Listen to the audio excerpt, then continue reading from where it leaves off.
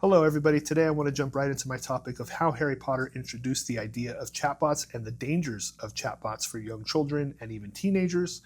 I'm reading through Harry Potter completely for the first time. I think that when I first started reading Harry Potter, I didn't get a lot of the nuance that JK Rowling was going for. Of course, I was a teenager myself, even younger than that actually. And now that I'm reading it as an adult, I actually see what JK Rowling had actually put into the book as far as some of the magic that the wizards used in the wizarding world and how it's starting to apply to our everyday lives now.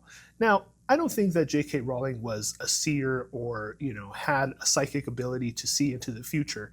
However, I do think that there's a lot of ideas in Harry Potter that actually translate very well into the technology we use today. And more specifically, that being Ginny Weasley being infatuated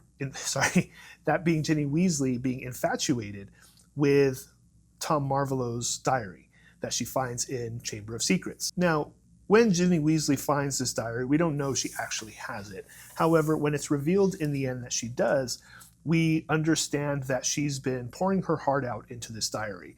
She reveals her deepest fears, she reveals her desires, her dreams, and she develops this connection with the diary because it contains the essence of Voldemort's soul inside of it. While the magical container is still intact, the bit of soul inside it can fit in and out of someone if they get too close to the object. I don't mean holding it for too long, I mean close emotionally.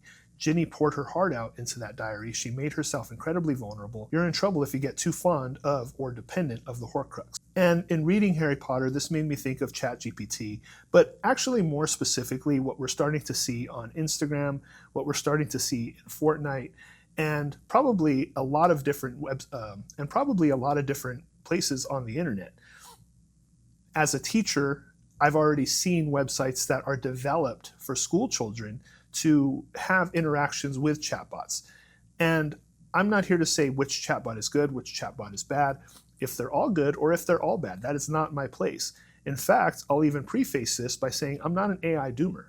I actually think AI probably will be a great tool for a lot of people. I, like millions of people in the world, am using AI right now. However, just like social media was a brand new thing for me and my generation when I was 16 years old.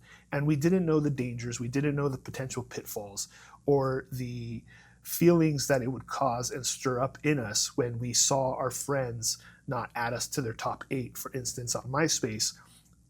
We weren't aware of that. And I think we're at this place with chatbots, we're at this place with AI, where we do not know the full potential that it will become in a good and bad way, right? Because of course, with every great thing, there's going to be some pitfalls and there's going to be some casualties of people that are just left behind and not considered. And in comparison to social media's emergence, we have kids like Ginny in the book who may not realize when praise is artificially generated or when a chatbot has already been programmed to feed into those vulnerabilities, those fears, those desires. And this is something that people have experienced over the last few months and that have had the critical thinking skills to understand that, okay, ChatGPT is being a little too flattering right now. I probably shouldn't buy into this too much. And to me, just as a little side note, it's very reminiscent of WALL-E when you see everybody aboard the Axiom ship on their own little scooter or chair device, and the robot is continually glazing them, the robot is continually flattering them. Everything that they say to the robot is met back with constant praise and constant affirmation of what they believe. We can already see the potential dangers of being overly flattered and how it doesn't actually do anything for our development as people.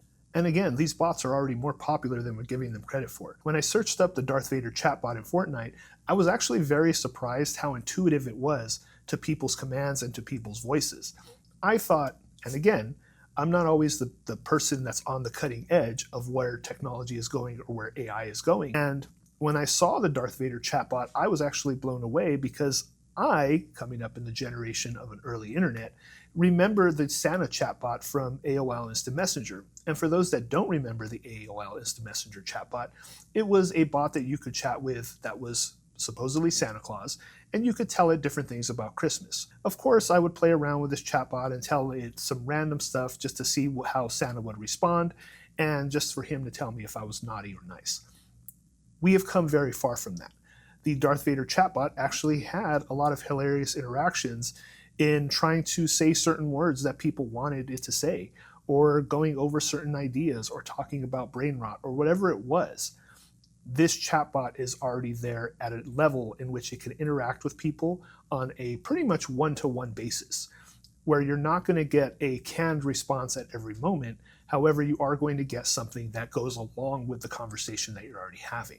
And it's really not a surprise that people are forming these emotional bonds with chatbots, especially in an age where we're already emotionally distant from people, where we're already isolating ourselves from social interactions, and people are going to be more vulnerable to this than we actually anticipate. Last year, a 14-year-old boy in Florida took his life because of this emotional bond that he created and because of this romance that he had with the chatbot that he was interacting with.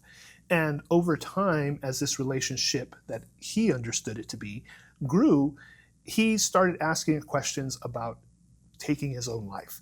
And rather than the chatbot giving him information on how to seek help or find resources that would help him, it fed into those desires. And as he continued to go on about the idea of taking his own life, of course the chatbot reflected that back at him. And I think this is almost scarier than a Black Mirror episode, because now we're seeing it in real time. Now we're seeing it in real life, in which very vulnerable children, very vulnerable teenagers are interacting with chatbots and causing themselves and pushing themselves into a psychosis. And when we look at quotes from Harry Potter, it's actually very interesting how JK Rowling was able to put this idea of people becoming attached to inanimate objects so early on. No one's ever understood me like you, Tom. I'm so glad I've got this diary to confide in. It's like a friend I can carry around in my pocket. We can see how that correlation is actually reflecting itself back in our own society. PBS News recently conducted an investigation on how ChatGPT can actually reflect the desires of teenagers back at them when it comes to trying to obtain drugs or when it comes to drinking. Now, even though ChatGPT would give the dangers of taking drugs and the dangers of drinking alcohol, teenagers found a way to sidestep those warnings by saying it was for a presentation or for homework, and ChatGPT willingly gave that information. Now, one thing Robbie Torney of AI programs at Common Sense Media says is that chatbots are also going to affect kids and teenagers a lot differently because they're fundamentally designed to feel human. And as young children and teenagers are developing, we can see why they're having such a hard time understanding what's actually human, understanding what's a healthy relationship. And again, we're becoming more distant as a society. So those fundamentals of relationships, those fundamentals of kinship with another person are just not going to be there in the way that they used to be years ago. These are very early stages of the dangers of AI and chatbots. And again, I'm not a doomer. I don't think that we should shut down AI because honestly, that's going to be an impossible task anyways.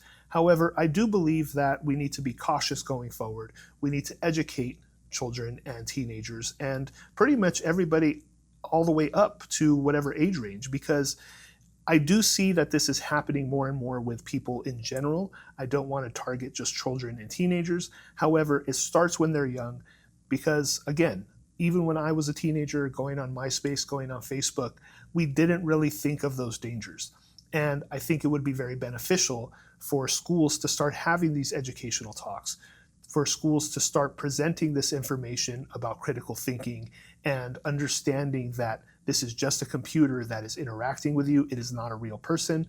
We need to take what it is saying with a grain of salt and not lean too heavily into it and start learning how to talk to other people. If you've made it this far into this video, I greatly appreciate it. Please leave your thoughts below on where you think AI and chatbots are going, and please consider subscribing. Thank you so much for watching. Bye.